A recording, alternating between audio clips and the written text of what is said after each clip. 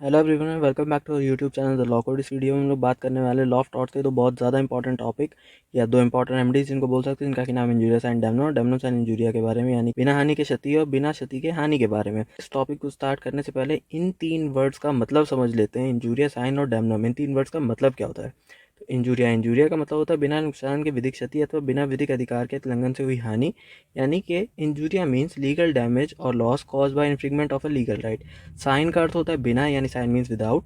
Damnum ये एक English word damage का साइनोनियम है, जिसका कि मतलब नुकसान या क्षति होता है। अगर हम लोग डैमेज को समझ लेते हैं कि ये किस तरीके के डैमेज की बात हो रही है, तो ये आगे हम लोग के लिए बहुत ज़्यादा हेल्पफुल हो जाता है कि किस तरीके के डैमेज की बात हो रही है यहाँ पे।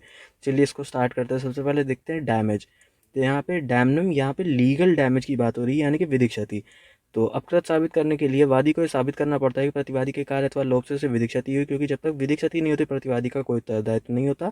In order to prove tort, the plaintiff has to prove that the defendant's act or omission has caused him a legal injury because the defendant has no liability until the legal damage is done। तो यहाँ पर जो plaintiff है उसको ये prove करना होता है कि यहाँ पर मुझे लीगल डैमेज हुआ है डिफेंडेंट के द्वारा। तो जब वो ये प्रूव कर देगा कि उसको लीगल डैमेज हुआ है, तब यहाँ पर डिफेंडेंट की कोई लाइबिलिटी होगी कि वो उसको देगा। अदरवाइज अगर उसको लीगल डैमेज नहीं हुआ है तो यहाँ पर प्लांटिफ की कोई भी किसी भी तरीके की कोई लाइबिलिटी नहीं होगी कि वो प्लांटिफ को पे करे या उसके लॉस को किसी भी तरीके से बेयर करे। तो ये था यहाँ पर डैमेज, ये किस तरीके के डैमेज की बात हो रही थी, लीगल डैमेज की बात हो रही थी। तो आइए पहले टॉपिक को देख लेते हैं, इंजूरियस एंड डैमेज, यानी बिना नुकसान की विधिक क्षति को।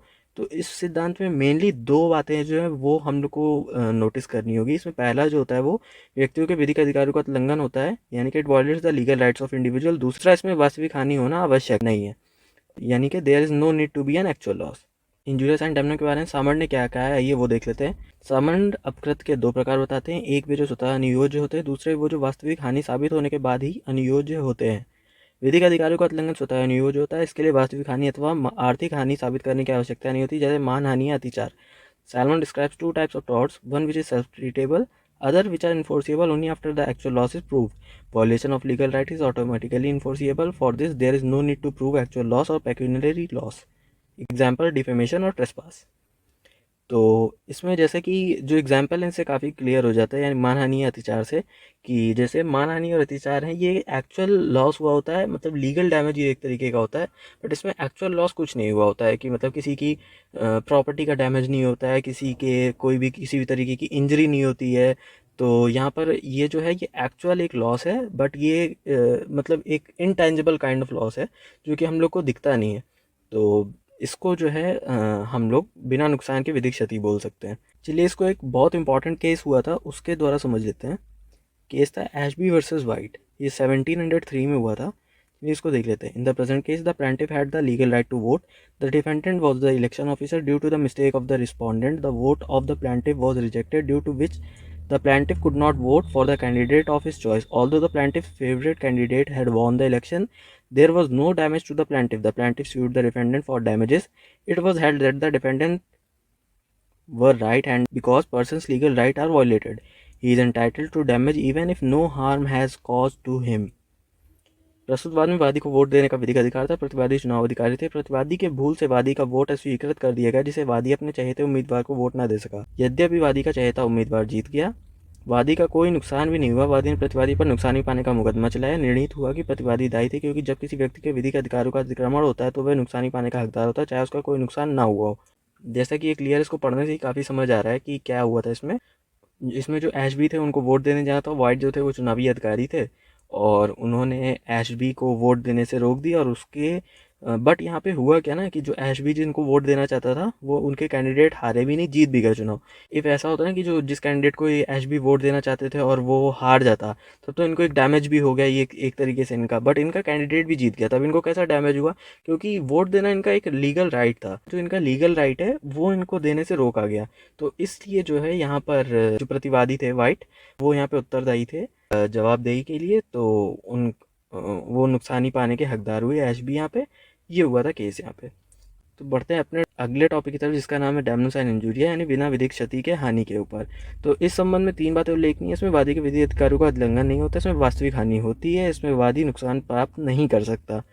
It does not infringe the legal right of the plaintiff, there is a real loss in this the plaintiff can not get damages. इसको एक एग्जाम्पल से समझ लेते हैं।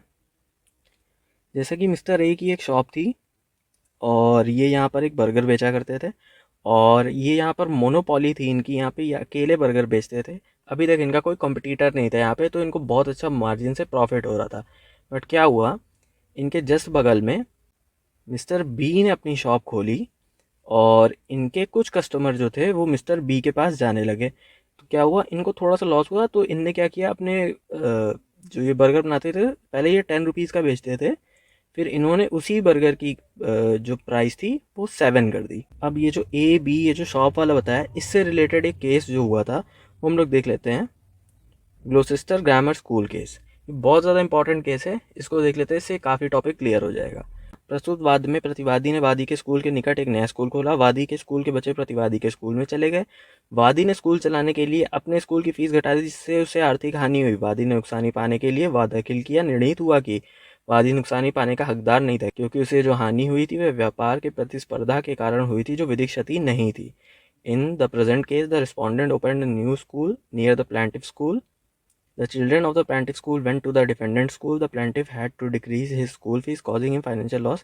The plaintiff filed a suit to get damages. It was decided that the plaintiff was not entitled to get damages because the loss he suffered was due to competition of business, which was not a legal injury. So जैसा कि इसमें लिखा हुआ है, वही अपने A B वाला जो शॉप वाला एग्जांपल था उससे काफ़ी रिलेट कर सकते हैं हम लोग इसको। जैसे कि क्या था, यहाँ पर एक वादी के स्कूल के पास में प्रतिवादी ने अपना एक स्कूल खोल दिया, जिससे उसे अपने स्कूल की फ़ीस घटानी पड़ी और उसे लॉस हुआ। तो जो लॉस हुआ उसको उसने कोर्ट में जाके क्लेम किया कि इनकी वजह से हमको लॉस हुआ है, बट कोर्ट ने वहाँ पर उसको मना कर दिया कि आपको किसी भी तरीके का डैमेज जो था आपका नुकसानी वो आपको नहीं मिलेगा। तो व्यापार के प्रतिस्पर्धा यानी कि कंपटीशन ऑफ बिजनेस की वजह से जो लॉस हुआ है आपको, उसकी वजह से नहीं मिलेगा, क्योंकि जो बिज़नेस करने का आपको राइट है वो किसी और को भी है, वो उसमें बिज़नेस कर सकता है। तो इसलिए उसको वहाँ डैमेज जो भी हुआ वो उसको नहीं मिला। तो उस इसलिए उसको वो डैमेज नहीं मिला, बिकॉज वो उसका लीगल डैमेज नहीं था। यहाँ पर सिर्फ हमको लीगल डैमेज जो भी होता है वो मिलता है, बाकी किसी भी तरीके का कोई भी डैमेज हम लोग क्लेम नहीं कर सकते। सो होप करता हूँ आपको ये दोनों टॉपिक क्लियर हुए होंगे, और इसी तरह के और वीडियोस देखने के लिए मेरे चैनल को सब्सक्राइब करें। If you guys like this video, don't forget to give this video thumbs up, do share and subscribe and press the notification bell on. Thanks for watching.